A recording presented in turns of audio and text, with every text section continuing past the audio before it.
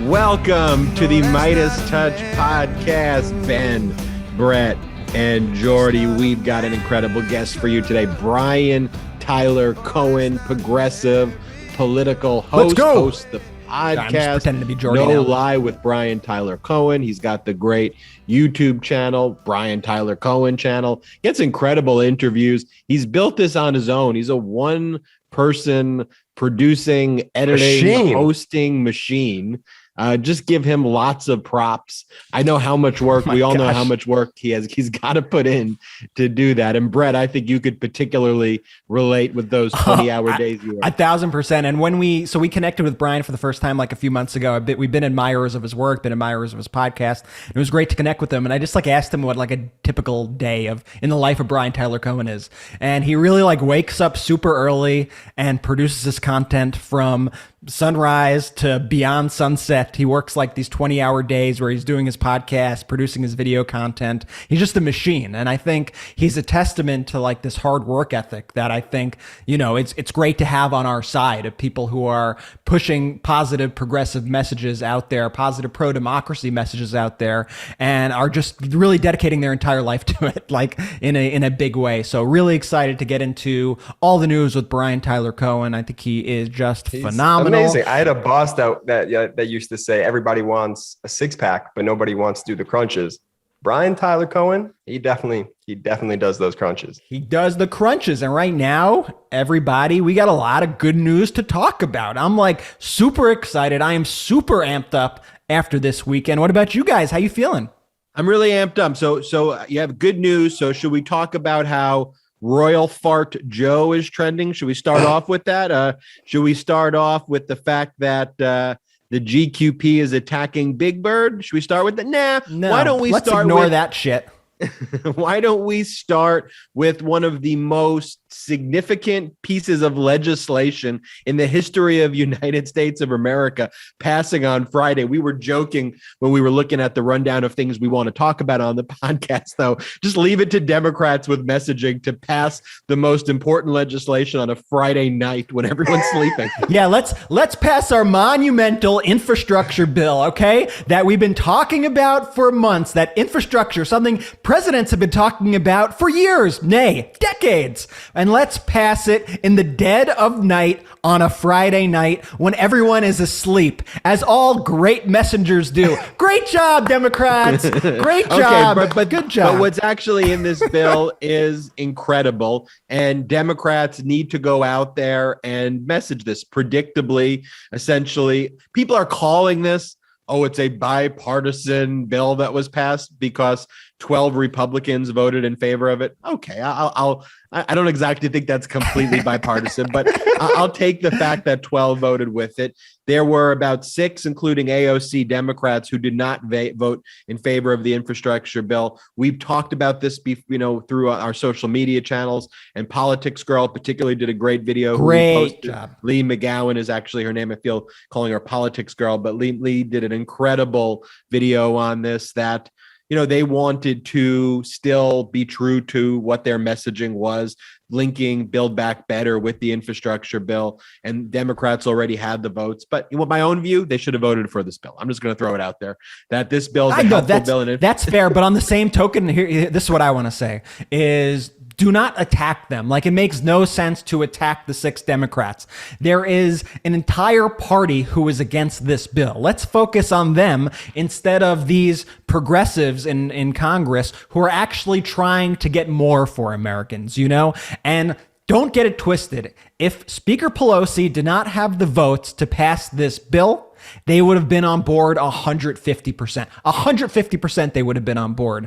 But Speaker Pelosi, being the smart politician she is, she gave them the opportunity to quote unquote vote their conscience, to do what they thought was right for their constituents, to do what they thought was morally right, to make a statement. And guess what? We still passed the bill, and now we're working to pass the Build Back Better bill. But let's tell you what we have in this infrastructure bill that we passed. Yeah, Brett, what's in that bill? Because the BIS BF, as they call it, is a BFD, as Joe Biden would call it. And so here's what we got. $40 billion with bridges, $11 billion to safety, $39 billion to transit, $66 billion to Amtrak and rail. You know Joe Biden's getting excited about that Amtrak investment, guys. Amtrak Joe, baby. Amtrak Joe. $7.5 billion to electric vehicle chargers, $5 billion to clean buses, $17 billion to ports, $25 billion to renovate our airports, $50 billion to water resilience, $55 billion to drinking water. Fellas, we still have lead in our water in parts across the country. This bill is going to work to solve this problem. Like, where are we living where we have lead in our water?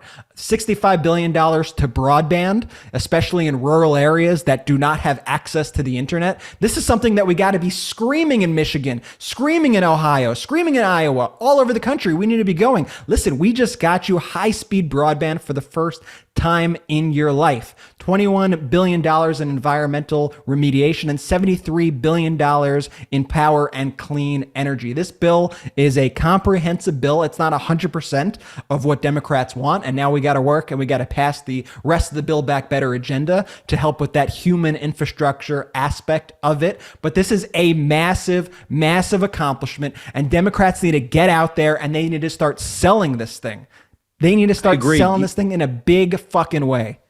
I agree. You got to post the clip where Nancy Pelosi is talking about the infrastructure bill, and she talks about how the infrastructure bill will be able to be fully paid for itself without increasing the deficit. And the Republicans start laughing. Play the clip where Nancy Pelosi says that, and her response here is so golden.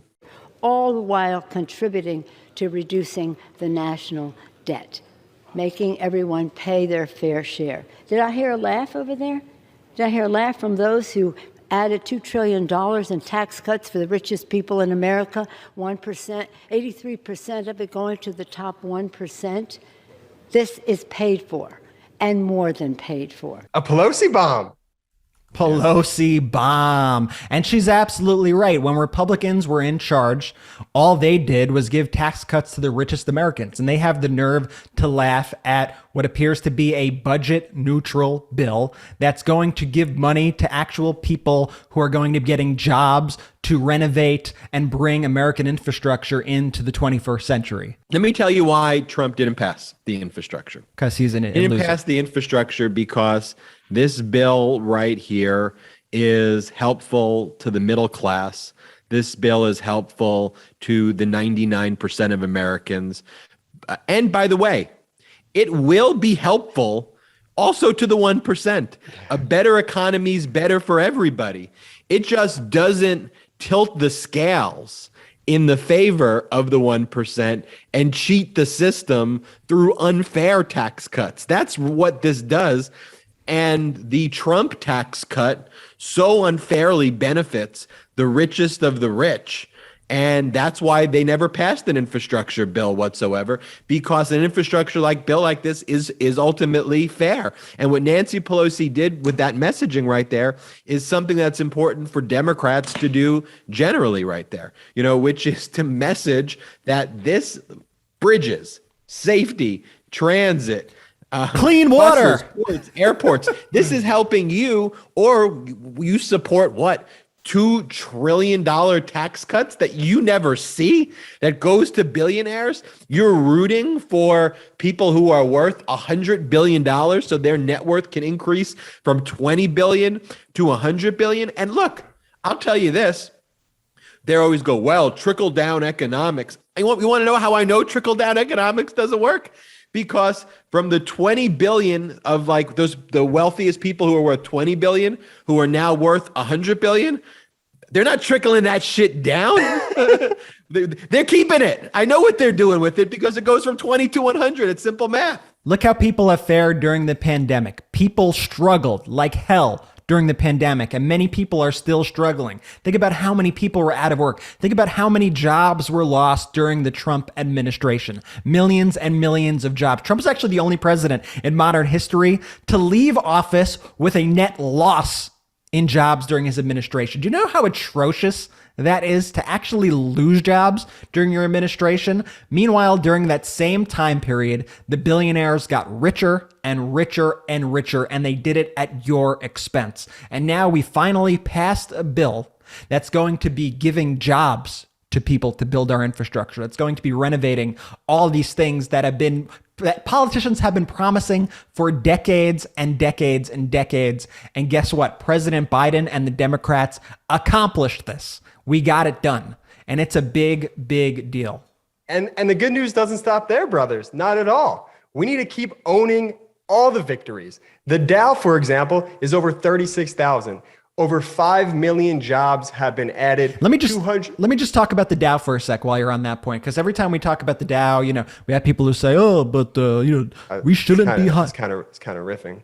I know, but let me go, because I want to single out the Dow. I want to single out the Dow because we have people who comment all the time and they go, "Oh, like the Dow, it's not really the economy and doesn't really help working people." And you're right. Okay, you're absolutely right. It's not necessarily representative of the economy and working people. But let's acknowledge that when the Dow is up, that means people's 401ks are up. That means people's retirement funds are up. And that is an important thing to a lot of voters out there.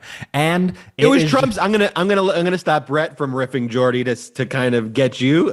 We're all interrupting each other's riffs. And then Brett, Trump's entire thing, anytime the stock market went up 50 points, he would do like a press conference every day. I did this today. Jordy, go. Can I go now, or am I going to get interrupted for a No, I'm going to interrupt you one more time to say, to that point, own the wins. Whether it's the stock market or the 5 million jobs or the unemployment numbers, own the wins. And this is something that Democrats could actually learn, Ben, from Donald Trump. Trump held a press conference every time there was good news. Trump spiked the football every time there was good news. We Democrats need to get out there and need to be doing that as well. And they need to not be shying away from these successes. Thanksgiving is coming up. Everyone has that quote unquote crazy uncle who they're going to be sitting with. Here are some concrete facts to take with you at that table. Drop the them. Dow, over 36,000, as we just talked about. Jordy Unemployment bomb. dropped to 4.8. There's Jordy over bomb. 5 million jobs added. Jordy bomb. 120 million vaccines in 10 months. CTC payments lifted 3 million kids out of poverty, and 80% of jobs lost during the pandemic now recovered. Take all of those facts with you to Thanksgiving for your crazy uncle. And let me even further clarify, the 80% of jobs lost during the pandemic recovered. That's 80% of the jobs lost during the Trump recession are recovered. Those are jobs lost because Trump could not manage the pandemic appropriately. And we all remember our stores shut down, empty shelves, unemployment lines down the block. Remember those aerial shots of unemployment lines down the block everywhere across the country? That is the image that we saw during the Trump administration. And now wages are also rising for the first time in a very long time.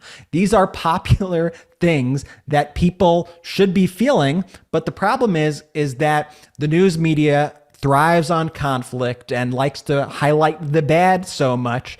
And we as Democrats have not found an appropriate way to combat that and let good news break through that constant doom and gloom, that constant nothing's ever going to get done, all these naysayers who want to keep you down and keep you dejected and tell you that 2022 is a lost cause. All these voices out there are just trying to demoralize you, when guess what? We control our fate here.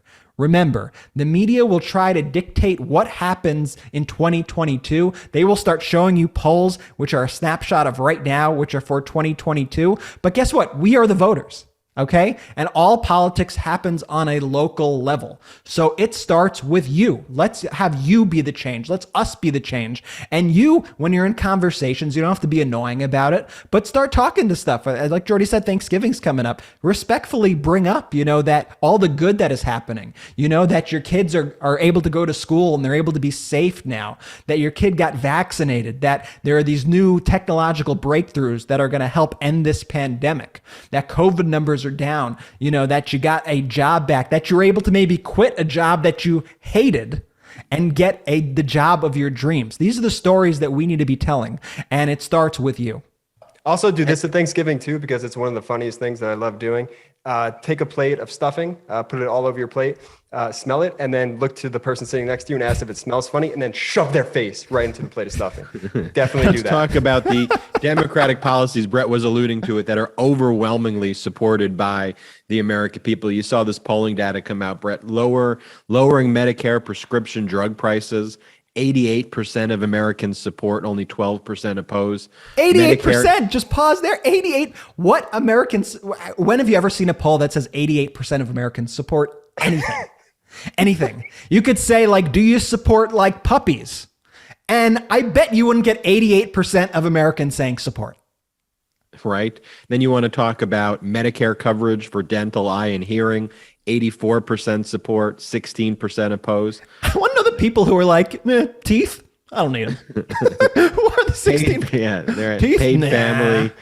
paid family and medical leave, 73% of support, 27% opposed. Universal pre-K for children, 67% support, 33% opposed. I'm with you there, Brett, too. Like, who are the people who also like oppose universal pre-K? It's just it's just a guess to me, but I would assume it's people that don't have children who are thinking that this money's coming out of my pocket to support someone else. That's a good point. And then free community college supported by 61% of Americans as opposed to 39% of Americans opposing it. This is a YouGov America CBS News poll, but here's the problem.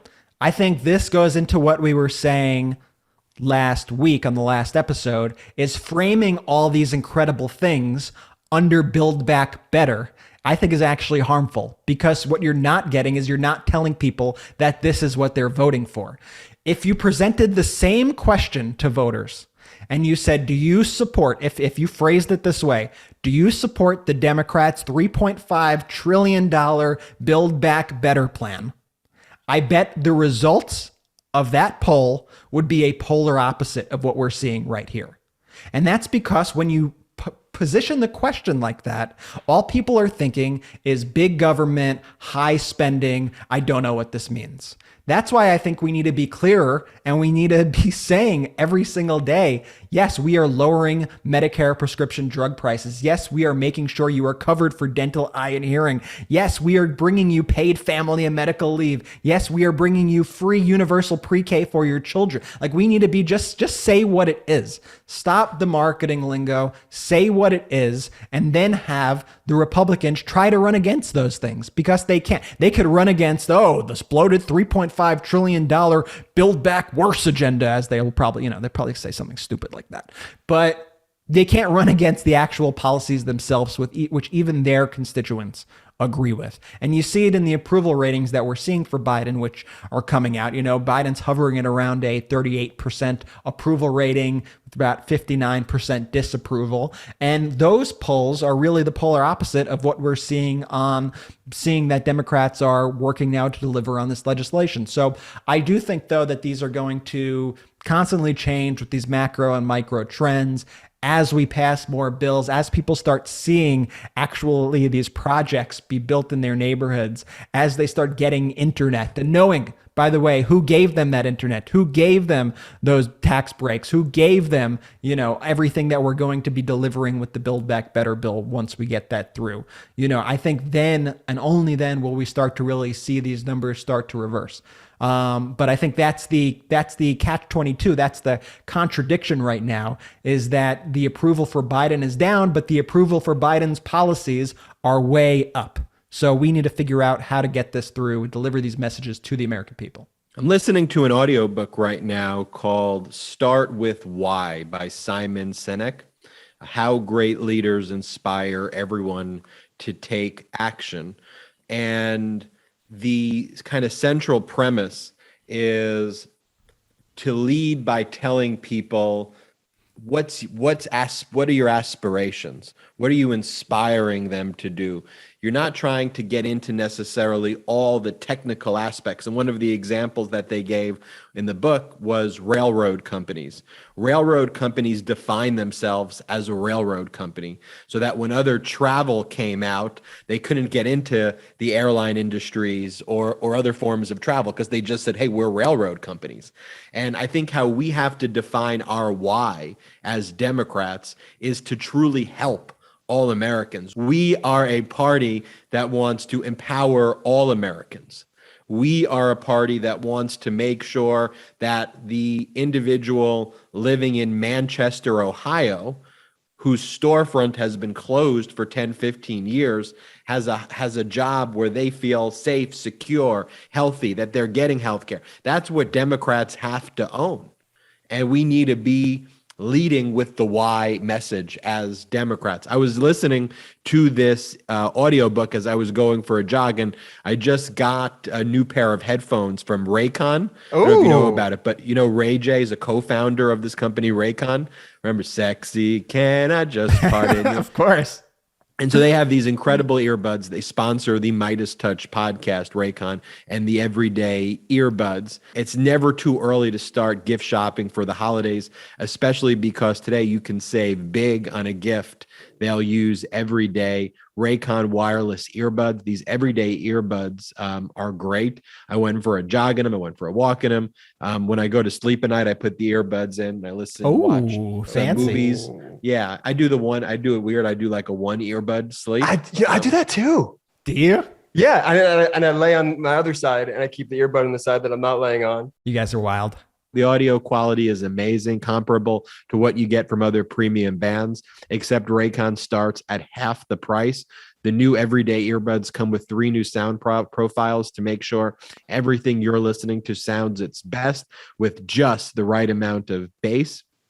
Pure mode, podcast listening, blues, instrumental, etc. They have balance mode for podcast listening, rock, heavy rock, metal, and bass mode, hip hop, EDM, reggae. By the way, Raycon, that's the first thing I always do when I get headphones is I try to play like different kinds of music. So I'll play like a hip hop song. I'll play like an Adele song. I'll play a podcast just to get like a sense of the range of these things. And the Raycon really deliver in like a huge way. The bass response is unbelievable, like unbelievably good. I was like seriously blown away by the bass response in these little wireless headphones. So Raycon offers 8 hours of playtime and a 32-hour battery life. There's also a built-in mic, and you can take calls on your earbuds at the press of a button. So this holiday season, get your family, get your friends or colleagues something they can use for calls or music, for work or play at home or on the go, or pick up a pair yourself. Trust me, you are going to use these everyday earbuds every day.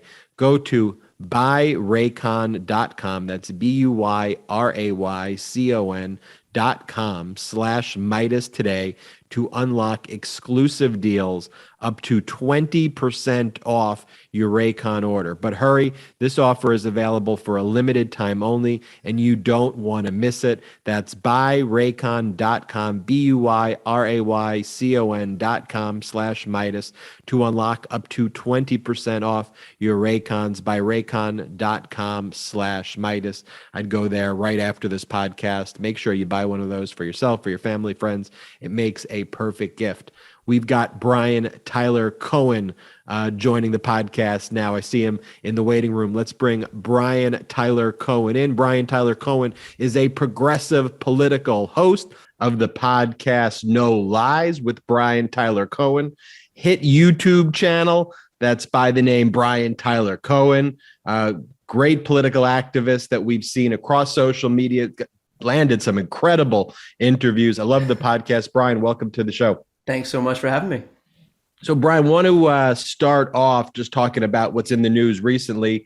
Finally, Democrats got past the infrastructure bill. They wanted Build Back Better to go first, but infrastructure went first. What are your immediate reactions to the infrastructure bill passing? And do you think Build Back Better has any chance of passing, or it was kind of, hey, we need to get something done. Let's get infrastructure done. Manchin and Cinema are going to hold this other thing up.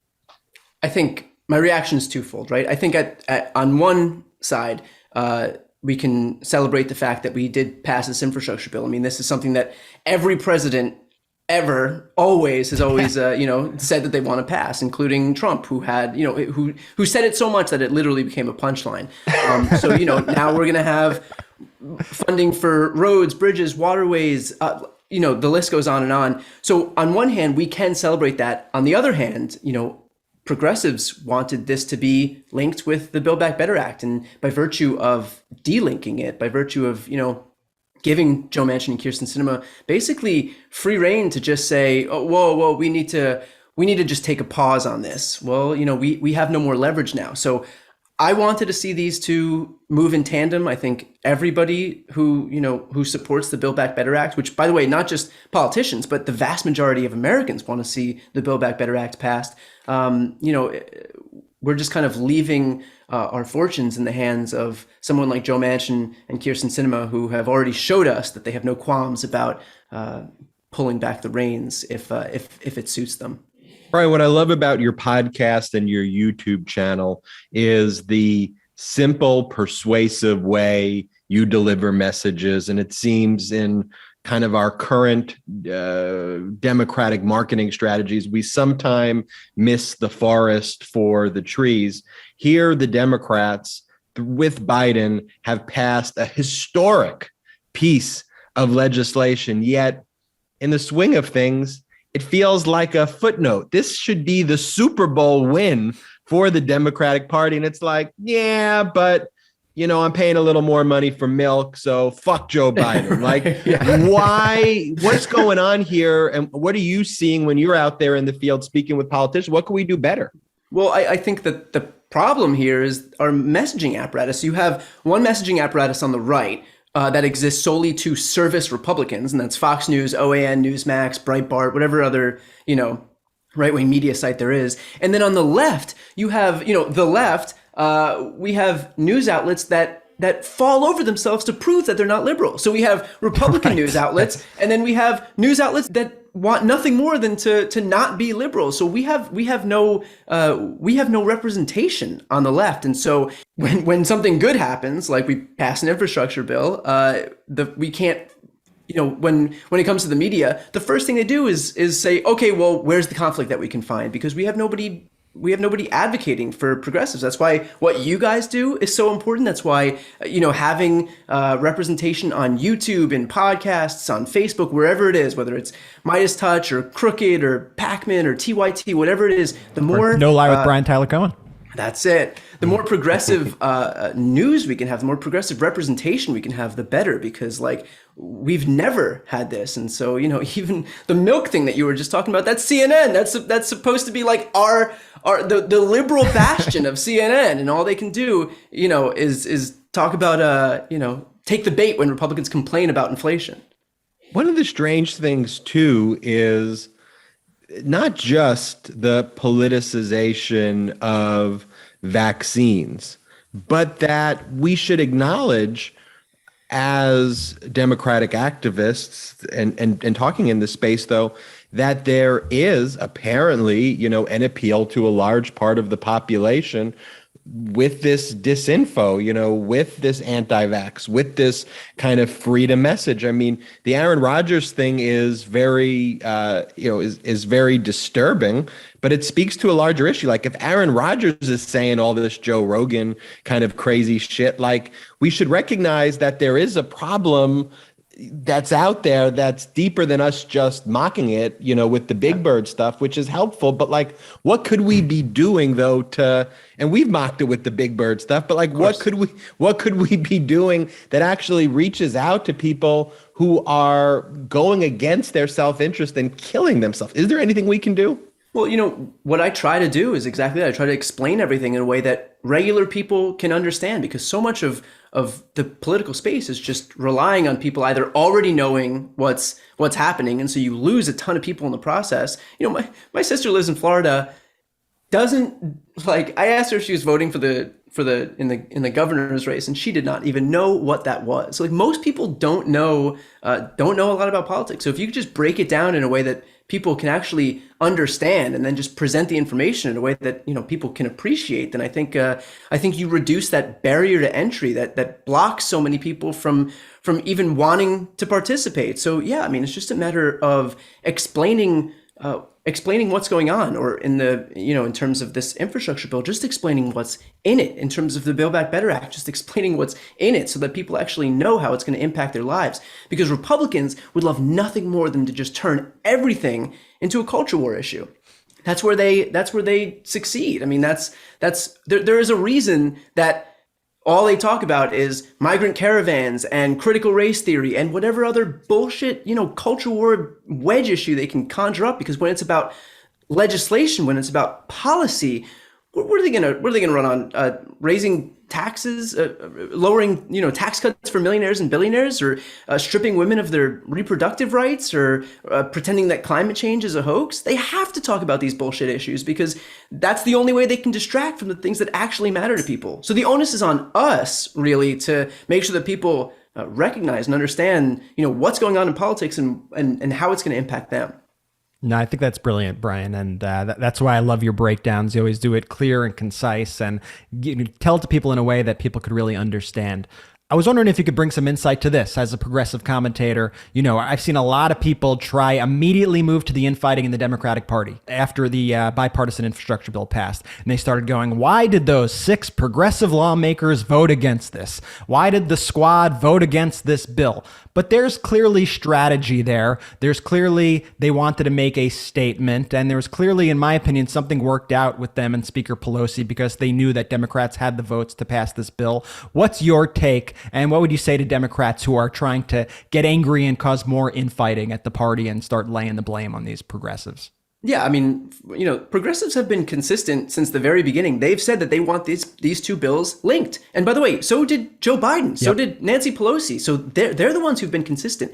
And beyond that, what the progressives are advocating for is Joe Biden's agenda. Mm-hmm. So to claim that they're doing something wrong is so backwards, because it's Joe Biden's agenda that we want lower prescription drug prices, that we want whatever else is in the Build Back Better Act. That is what Joe Biden ran on, universal pre-K.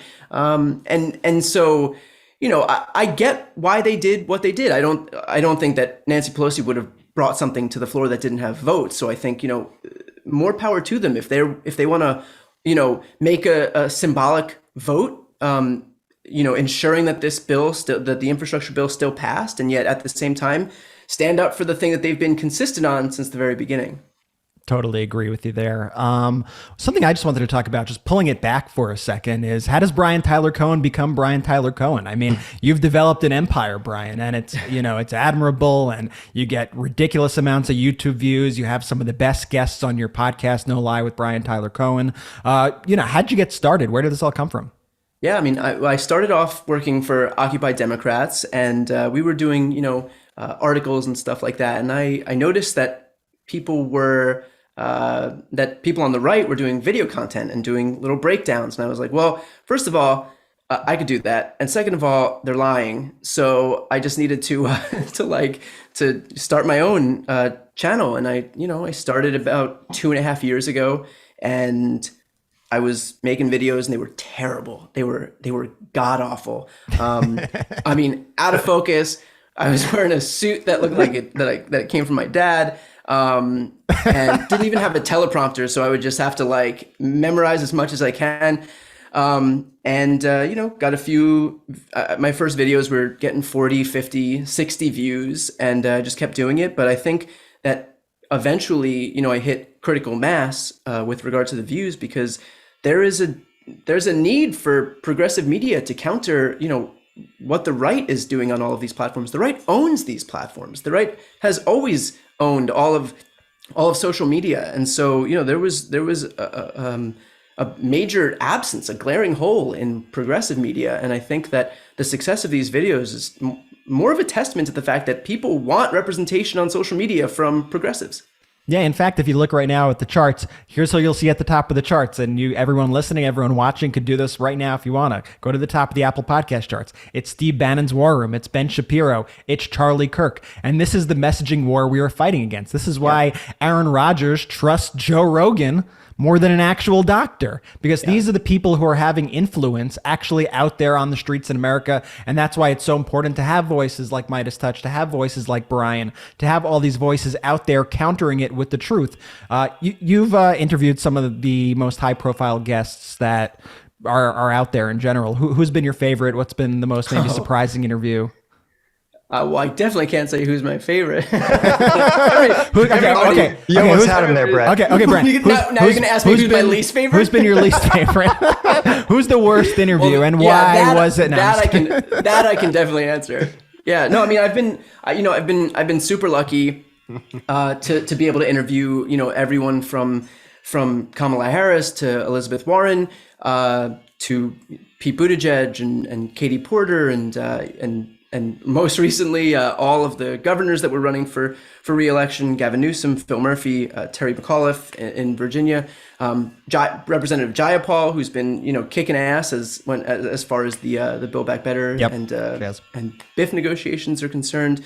I've just been super lucky that a lot of people were willing to take a chance. I think I should shout out in particular Ron Klain and Beto O'Rourke, because those were my first and second interviews, and they really took a risk because I had no interview experience, and they didn't know what they were signing up for when they came when they came on, and so but they both came on and spoke to me and gave me lots of time, and that really jump started the interview series, and so I definitely would have to thank those guys in particular. Fantastic.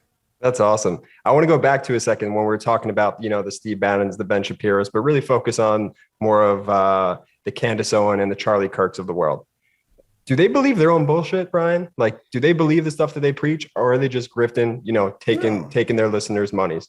No, I think that it's super easy to fail up, and when you have some of that negative reinforcement, I think it's easy to just keep doing it. But of course not. I mean, these people aren't.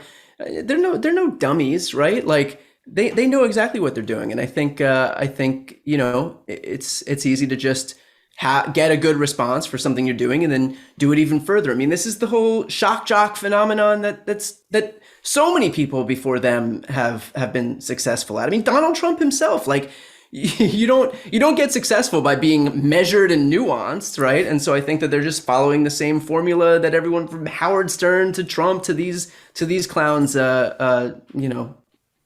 use themselves. And I got one more for you. Sorry, Ben. Heading into 2022, how important is it for people to really start digging in right now and focusing? Yeah, I mean, it is the most important thing. I'm actually running a fund right now called the Don't Be a Mitch Fund. And That's a great name. And I was choosing between that and Whiny Little Mitch. And and that raises money for voter registration groups in a number of states. I've raised already close to $650,000 for voter registration groups in Pennsylvania, Amazing. Wisconsin, North Carolina, Ohio, Iowa, Florida, Georgia, and Arizona. And so you can go to don'tbeamitch.com. All of this money goes to people that are on the ground doing the thing right now. And, it worked in Georgia. And so we have our proof of concept there. And there's no reason why it couldn't work in other states like super flippable states like PA, Wisconsin, North Carolina, especially in light of what we just saw in Virginia, that if we're contending with a wave of Republican voters, that we need to do everything we can to make sure that Democrats are prepared. And so that starts now. We can't just start paying attention, in October of an election year. Mm-hmm. Do you think we'll be prepared, Brian, is the ultimate question. I mean, the lessons learned from Virginia looking to 2022, is a red wave fait accompli, or can we, through messaging of here are the tangible things we've delivered to voters that made their life better, and not representing billionaires or just starting ridiculous culture wars, is that gonna prevail, or is it doom and gloom? Yeah, I mean, look, if I could predict these things, I wouldn't be hosting a podcast. But I don't think it's a fait accompli. Like, I think that we can do something. Whether Democrats more broadly learn all of the lessons of not allowing Republicans to co-opt all of the messaging still remains to be seen. Whether Democrats can push hard enough to overcome the obstruction from people like Joe Manchin and Kyrsten Sinema remains to be seen. But in a way, allow Virginia to become the kick in the ass that Democrats need to actually pass legislation, to actually not allow Republicans to co-opt all the messaging and make it about these culture war bullshit issues. that remains to be seen. But hopefully, you look at something like that, like what happened in Virginia, and you change accordingly. So tell us a little bit about, before we go, the No Lie podcast with Brian Tyler Cohen. Where can people find it, and what will they hear when they listen to it? Yeah, so you can find it on Apple Podcasts, Spotify, anywhere you listen to podcasts. I do a maybe 10-minute monologue just about, the most important story of the past week. I do an interview with a national elected, some of which I named earlier. And I also do a second interview with an activist or someone like that, someone, aside from a national elected. And I put them out once a week, and would love if you would tune in. Everybody, make sure you tune in. We tune in all the time. It's one of my favorite podcasts, neck and neck with the MeidasTouch podcast and Legal AF. But both are, and all of them are complementary with each other. Brian Tyler Cohen, thank you so much for joining us on the MeidasTouch podcast. Thanks for having me. Everybody, definitely check out Brian Tyler Cohen's podcast, No Lie. Check out his YouTube channel by just searching Brian Tyler Cohen. He does incredible work. Brett, what else we got? Nothing. Well, we could talk about Big Bird if we wanted. How Big Bird telling kids to get vaccinated, the same thing that Big Bird's been doing since the 1970s at least. Because what Big Bird does is Big Bird teaches kids how to be respectful, how to be clean, how to have good healthy habits that are good for yourself and for society. And Big Bird says shower. Yeah, and the Republicans, how dare you try to indoctrinate my kids with shampoo? How dare you? And so I'm sure Big Bird also does controversial things like tell people to brush their. Says wipe your. All right, you have to stop doing Big Bird, because your Big Bird is an Elmo. I You're think it's doing Elmo. not Big Bird. Big But I Bird think doesn't Bill- talk like that. No, I Big think Bird, that's Elmo. Big Bird's more like, I'm Big Bird. Oh, that's exactly. Really? That's Y'all did the same that's voice. The nuance that you Y'all bring. did the same. No, there's exact- a difference in the inflection. Oh, there was no difference in what you The guys fuck just was did. that, Jordy? Brett, sorry. Anyway, Big Bird teaches kids healthy habits. And one of those healthy habits that I'm sure he teaches is also like brushing your teeth. But, I've made a healthy habit of brushing my teeth multiple times a day. I think brushing your teeth is important. And I recently discovered Quip, which has been really just a total game changer. Good health, it starts with good habits, and Quip makes it easy by delivering all the oral care essentials you need to care for your mouth. The Quip electric toothbrush, you guys, is loved by over 7 million mouths, and it has time sonic vibrations with 30-second pulses to guide a dentist recommended 2-minute clean. A lightweight, sleek design, which is great for adults and kids alike, with no wires or bulky chargers to weigh you down. A multi-use travel cover that doubles as a mirror mount for less clutter. Reusable handles in a range of sleek metal hues, including best-selling all black and all pink, as well as bright plastic colors to make sure that your bathroom counter has a little pop to it, a little pop. And on top of brushing, you could upgrade your Quip with a new smart motor to track and improve your brushing with the free Quip app and earn amazing rewards like refills, products, Target gift cards, and more. Beyond the brush, Quip has everything you need to build a complete routine. Anti-cavity toothpaste in mint or watermelon that helps prevent cavities. 2 ways to floss. There's floss string that expands to clean, reusable floss pick that replaces over 180 disposable picks with every refill. Refillable gum that's sugar-free, has long-lasting mint flavor, and comes with a dispenser refillable mouthwash that's a 4 times concentrate, plus good for you and the planet. And in addition to the brush heads, Quip also delivers these fresh floss, toothpaste, mouthwash, and gum refills every 3 months from $5, and shipping is free, so you could save money and skip the hustle and bustle of in-store shopping.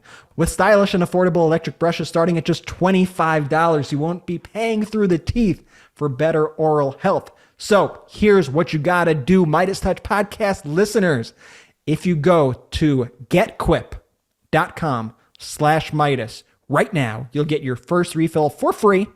That's your first refill free at getquip.com/Midas. That is spelled GETQUIP.com/Midas, MEIDAS. Quip is the good Habits Company. I am a Quip user. I use Quip twice a day, sometimes 3 times a day, sometimes 4 times a day. If I have a dinner that's particularly spicy, I need to clean my mouth. Care about your personal health, all right? Just get Quip right now. GetQuip.com/Midas. Take care of yourself. You know, if you're wearing that mask, it could get a little rough sometimes. GetQuip is here to solve your issues. And I, as a user myself, I cannot recommend Quip enough. Well, we just learned that Brett has stinky mask breath, apparently. Don't we all, though, guys? Don't we all? I mean, let's be real But we here. should talk about it. You know, we're joking at the beginning of the show about the fact that Royal Fart Joe is trending, but I think we should talk about it briefly. So there's right-wing Twitter is in a frenzy that when Biden was out in the UK for the G20 summit, and he was in a meeting with the royal family, that he farted, and that the royal family said that they heard him fart. It was reporting through the Daily Mail or one of these UK magazines or papers, and that's somehow a big story. Here's the thing, and this is what the right wing doesn't get. The only reason why like a hashtag fart Donald Trump like is utilized is because it actually provokes Donald Trump. Like saying Royal Fart Joe Joe Biden doesn't care in the slightest. Nobody gives a fuck. Like it doesn't matter. The only reason for doing like hashtag diaper Don and things like that is that it actually fucks with Donald Trump and he goes crazy over it, and it provokes him to show you what a loose cannon he is and what a bad leader he is on other issues. But there's no other reason to do that. So it doesn't make a difference. Did Joe Biden fart? I don't know, but I prefer to focus on what the country is actually accomplishing and Joe Biden's steady leadership. So Royal Fart Joe is a major thing going on in right-wing echo chamber circles right now. It's just a bad hashtag too. Like if you're actually going to do a good hashtag around that, it would be crop dust Biden. Now that would be hilarious and trend number 1. They're bad. They're hashtags. Or like a royal fart. You know, it may be praiseworthy. Yeah. Yeah, you kind of sound like you're complimenting him on his fantastic fart. Gold medal. You did a royal fart? I never even heard such of I've never heard of such a thing before. Congrats. Anyway, this is what happens. You passed an infrastructure bill. You did a royal fart and an infrastructure bill. What a weekend you're having. This is what happens when 3 brothers host a podcast. Mr. Biden. Yeah. But right, you know what President Biden is to report. Well, yes, Brett. Interrupting Brett. Hashtag interrupting Brett. Yes. Yeah. Well, I'm trying to get us off the fart talk, and what President Biden is focused on is actually for delivering for Americans, for delivering for people, and like you said, he does not give a shit about right-wing hashtags or Twitter or any of that nonsense. Talk about Big Bird for a second, Brett. Yeah, we have to talk about Big Bird. Big controversy over Big Bird. Big controversy. Big Bird got vaccinated. And my joke was, and the right wing was sore for days after Big Bird got vaccinated. Big Bird told people get vaccinated. You know, Big Bird, like Big Bird's always done, sent a tweet through Big Bird's not a real thing. Hate to break it to you, but the Big Bird Twitter, yeah, sorry, Brett. Big Bird's actually not real, but totally fictional character. But the Big Bird Twitter handle basically said, get vaccinated. What was the exact tweet from the Big Bird channel, from the Big Bird Twitter handle? It's not important, but Big Bird said get vaccinated. It said, I got the COVID vaccine today. My wing is feeling a little sore, but it'll give my body an extra protective boost that keeps me and others healthy. Okay. That set the right wing off like crazy. How dare you spread? By the way, people who got the vaccine on the right wing who make sure they get their children vaccinated, like Ted Cruz. Big Bird is a communist. Commie Big Bird. That one wasn't from Cruz. That was actually said by that crazy Wendy Rodgers. Yeah, no, Cruz was government propaganda for your 5-year-old. Similar. Government propaganda. And since when was Big Bird a government official? Yeah, Big Bird who works for the government. Big Bird who has been doing this literally your entire life, Ted Cruz. I mean, these people are they're doing everything to shift the subject around actually what Democrats are delivering for Americans. And they try to focus on these weird cultural wedge issues. I mean, this is from the same lineage of Mr. Potato Head from a few months ago. You know, this is all this Dr. Seuss. It's all the same bullshit. Then you have Josh Hawley now blaming Democrats. Oh, the Hawley stuff is the greatest. You got to play the clip. Like Hawley is so focused on porn. and porn addiction, and he's basically, I don't know. I want to put it this way: he's so focused on the issue. I think he has a problem with porn. Oh, like, no, 100%. not a problem against porn, but with it. I think he uses porn too much in his life. Let's. It definitely appears he's. Should we play the clip? Because play the clip. It's amazing that this is a real human being speaking. Senator, you gave a pretty hot speech at the National Conservatism Conference in Orlando. You talked about the left's attack on men of America. Yeah. Why masculinity as your new big issue? Well, I think what the left is doing is attacking America. They're saying that America is systemically oppressive and men are systemically responsible. What's a man to you? Paint a picture. What's a man? Well, a man is a father, a man is a husband, a man is somebody who takes responsibility. As conservatives, we've got to call men back to responsibility. We've got to say that spending your time not working, and we have more and more men who are not working, spending your time on video games, spending your time watching porn online while doing nothing is not good for you, your family, or this country. So a viewer's watching this and they're thinking, really? What the liberals are doing are going to push me to watch Pornhub more or play Donkey Kong more? Do you mean that literally? Well, what I mean literally is that I think the liberal attack, the left-wing attack on manhood says to men, you're part of the problem. It says that your masculinity is inherently problematic. It's inherently oppressive. What's your basis for linking that to what liberals or the left, as you'd say, do? Is that based on data or based on a hunch? Well, it's policy over many years. I mean, if you look at the policy of deindustrialization, those are policy choices Mike pursued over many years. Wait, how does that connect to porn? Oh, well, you've got men, 16 million men, Mike, who are idle, who don't have anything to do. Now, partly that's their own responsibility, but also partly it's because jobs have dried up in many cities across America and rural areas too. I think you put together lack of jobs, you put together fatherlessness, you put together the social messages that we teach our kids in school. I think we've got to confront that and its effects. What the fuck is going on in the Hawley household? So Josh Hawley is he's basically blamed. There's so much problematic with what he said. First of all, to be a man, that means you have to be married and have children. Like, there's so much wrong with what he says. And he's pinning the blame on porn addiction on Democrats. And I think that Hawley might have a little bit of secrets in his, let's check his browser history. Let's see what's going on in the Hawley house. In a way, this is kind of like reminiscent. It brings me back to like the 90s of like these, super religious politicians who like ran on these sorts of weird issues that just like made most people incredibly uncomfortable. And I think now we know, guys, when Josh Hawley tried to lead an insurrection and put his fist up in the air, he wasn't doing a fist. His hand is actually just stuck like that. His hand is actually just, it wasn't a fist. His hand is just stuck in that position. They caught him after he left.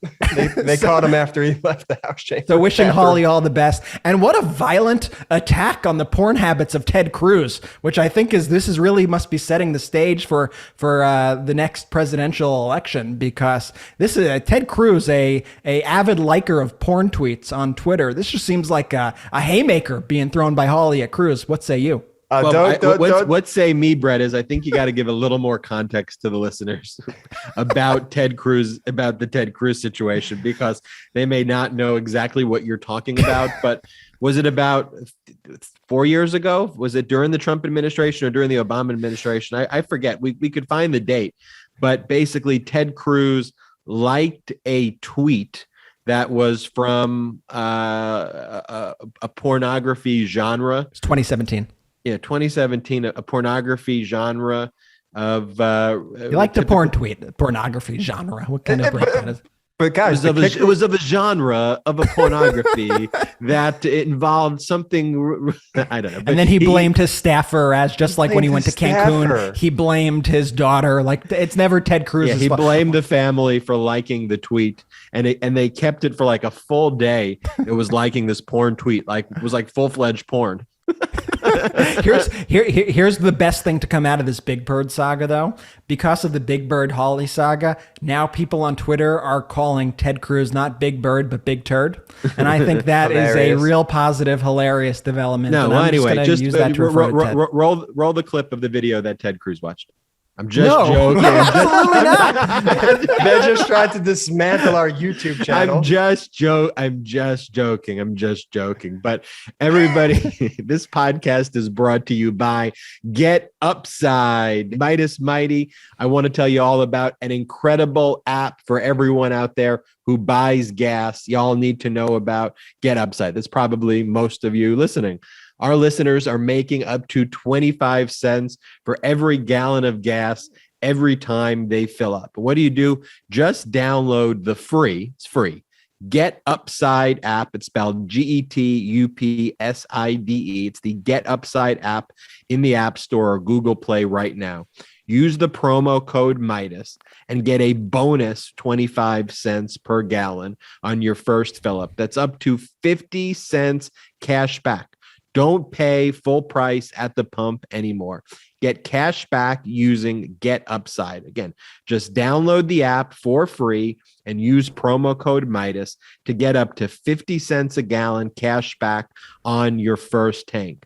Some people who drive a lot are making as much as $200 to $300 a month in cash back, and there's no catch. The cash back gets added right to your account.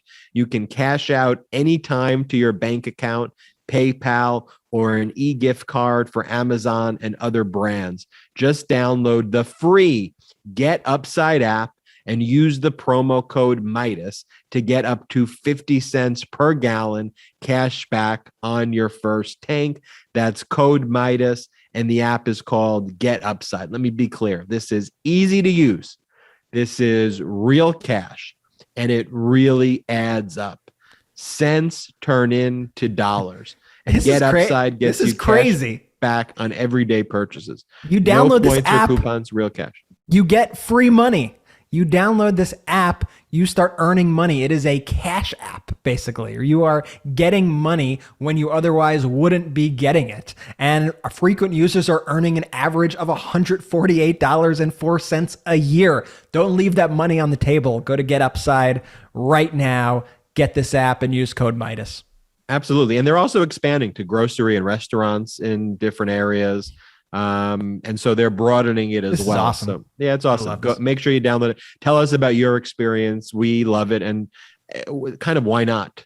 why wouldn't you want cash? Do I want money or do I not want money? Oh, I'm not going to take the money. Not take the money. Go there. Tell us your experience when you go there, and thankful for them to be a sponsor. Want to give a special shout out to the Midas Mighty with the Midas Mighty Meetups. Jordy, you want to tell us a little bit about the meetup that I think warmed all of our hearts this weekend? Mm-hmm. That was the coolest thing I think ever. I don't know. I was so taken by surprise by it. It was Midas Aaron's birthday. We mentioned that last time on the pod. And actually, a bunch of the folks from the Midas Mighty met in, I'm not going to say the specific location, but they met in a city and they all got together to celebrate her birthday. But it didn't just stop there. They wore Midas Mighty gear, MeidasTouch gear throughout the night. They had like little cutouts of some of our hashtags. Our faces actually made it there. So it was like we were there with them. And it's just so incredible and so humbling. Like when we're talking to people so much online, sometimes relationships don't feel real. But what we like to hammer home here with MeidasTouch and the Midas Mighty community is that these are genuine relationships. Like I genuinely care about the folks who I talk with on a day-to-day basis. And I hope that's been resonating with our community. And to see something play out like it played out last night or over the weekend, when actually everyone got together and met up and are all having a good time in real life. They're all vaccinated. It's just so incredibly heartwarming and humbling just to know that there are people out there who are truly, truly friends who have met throughout the course of MeidasTouch and the Midas Mighty movement, and that relationships and those relationships will continue to go on. Shout out to all of our MeidasTouch supporters, everybody in the Midas Mighty who's been with us, whether you've been with us from day one or whether this is your first time hearing about us today.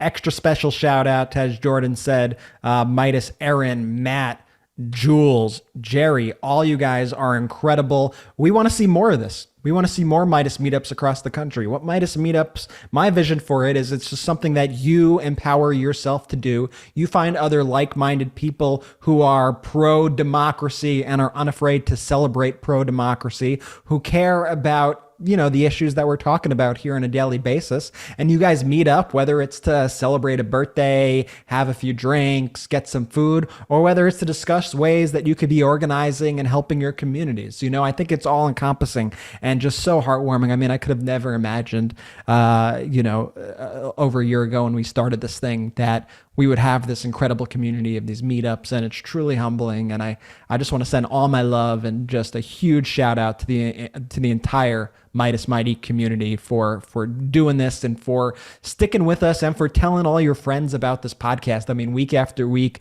the numbers are going up on the show. More and more people are listening, and that's all because you guys are sharing these pro-democracy messages. And so just please keep it up. Take out your phone right now.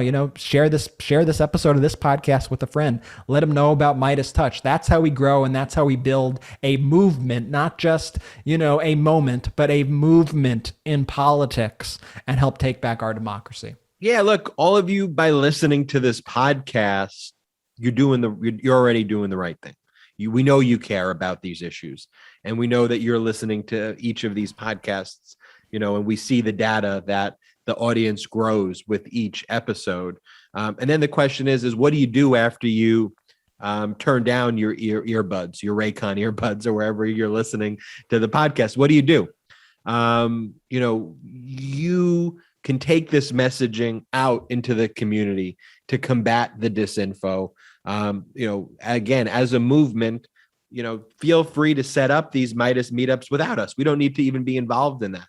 You could reach out to like-minded people. It's a decentralized movement, and just spread the word of democracy and spread positivity. And we need those influences and voices out there. And so, if you're listening to this and you're wondering, can I make a difference? You absolutely can. I also want to talk about briefly our Thank You, Brandon t-shirts, which are absolutely crushing it. Make sure you go to the MeidasTouch merch store. And Brett, you want to give the address for MeidasTouch merch? Hell yeah, it's store.meidastouch.com. Go to store.meidastouch.com. Get your Thank You Brandon gear. I cannot tell you the amount of mail we have received of MAGA people who are so pissed off and angry that we stole. Like, they finally came up with a phrase that they liked, and we just totally flipped it on its head to acknowledge all of President Biden's accomplishments. So every time that you see the right wing go, oh, let's go Brandon, listen, they think they're being clever with this shit. You know what we say? We say thank you, Brandon. We say thank you, Brandon, for adding back 531,000 jobs in October and beating all expectations that we've seen. Thank you, Brandon, for a roaring stock market. Thank you, Brandon, for recovering more than 80% of the jobs lost during the pandemic. Thank you, Brandon, for vaccinating over 220 million Americans and getting our kids vaccinated and getting our kids back to school. We're going to own the narrative, you guys. We're going to own the message. And that's why I love this so much. Go to store.meidastouch.com to do that. Also, the hundreds of thousands of you who have tuned in to watch our movie, The Supporters, which is available at thesupportersmovie.com. We are getting in the reviews from all of you. It has been so heartwarming, so humbling. I'm so glad that all you guys had a laugh while watching this. If you haven't seen The Supporters movie yet, make your plans right now. Go to thesupportersmovie.com. It is free. The Supporters, it's a mockumentary. Think Borat, but for the 2020 election, going from the 2020 election through the January 6th insurrection. We made it with the hilarious Good Liars, who are just brilliant, absolutely brilliant geniuses. And you could either stream it for free at the supportersmovie.com or download it for free and do whatever you want with the file. And if you love the movie, guess what? You have an option to chip in and support it. And if you don't have the means to support it, you know what? At the end of the day, all we care about is delivering good, fun, pro-democracy content that everybody can enjoy. And Brett, I do want to mention before we wrap up the show too, there was breaking news from the DOJ this morning, and the DOJ held a press conference, and it was Attorney General Merrick Garland, it was Deputy Attorney General Lisa Monaco, and FBI Director Christopher Wray. It's always big news when the three of them get together. So everybody on social media was like, all right, this better be about Bannon. Can we stop every time the DOJ is going to speak? Can we stop saying like, retweet this better be about indicting Donald Trump? Like, all that's doing is it's feeding into this cycle of like, demanding that the DOJ does exactly what you want them to do at this second. And then when it inevitably doesn't happen, everybody gets all up. Oh, look, they head faked us again. No, you head faked yourself. DOJ's got a lot of other important shit going on, and they could chew gum and walk at the same time. And just because you hyped yourself up into thinking that they were going to make an announcement that they never said they were going to do doesn't mean they were going to make that announcement. Do I want things to move quicker on that front? Of course, I want things to move quicker on the Bannon front, on the Trump front, all of that. But listen, the DOJ has got to get its shit done, and they got to make other announcements over other important things that are going on in society. And don't be led down this kind of clickbait rabbit hole of, it's happening right now. Trust me, you will know when it is happening. It will be very evident and apparent when something like that is going down. There's still big news. 7 suspected hackers linked to some of the biggest ransomware attacks in the United States and across the globe have been arrested. And this global cybercrime crackdown is big news that they announced today. But not every piece of news the DOJ is going to announce is going to be about prosecuting the criminals and terrorists from the prior administration, which even calling them prior administration is difficult to say. And I just want to finish by saying this. It's also difficult to see Aaron Rodgers out there, someone who, I don't know what his politics were, but like each day, this guy gets crazier and crazier and crazier. He talks about in August, he said that he was fully immunized, but little did we know that was his. The red flag meme that's going around? That's a whole batch of red flags. Anytime somebody, if you ask somebody, are you vaccinated or do you plan on getting vaccinated? And the answer just isn't yes. The red flag, ding, ding, ding, ding, ding, ding, ding. If they say something weird like, yes, I have been immunized, red flag. If they say, well, that's between me and my doctor, red flag, that means no. Okay? Let's realize that means no. So now he says, I spoke to Joe Rogan, woke mob trying to cancel me. Shut the fuck up. Shut the fuck up. It's not a woke mob trying to cancel you. There's a simple vaccine requirement so you don't kill the people who you work with. It is a very simple requirement. There was no obligation for you. If you didn't want to get the vaccine, then don't play at the end of the day. But for you to go out there and lie the way you did all of those games about material medical information, just to affirmatively lie about the status and then go on about a woke mob trying to cancel you. Listen, motherfucker, at the end of the day, just keep people around you healthy and safe, and then go out and make millions of dollars. I don't think that is that difficult to ask. Thank you all so much for tuning into this edition of the MeidasTouch podcast. Thank you to all of our sponsors. And we had some great sponsors on the pod today. Quip, Raycon, GetUpside. Go to all of those sponsors, type in the code Midas, get the discounts from each of those sponsors. Special thanks to all the Midas Mighty out there. We love the Midas Mighty meetups. Thank you everyone for making this a top podcast in the nation. We will see you next time on the MeidasTouch podcast. Shout out to the Midas Mighty!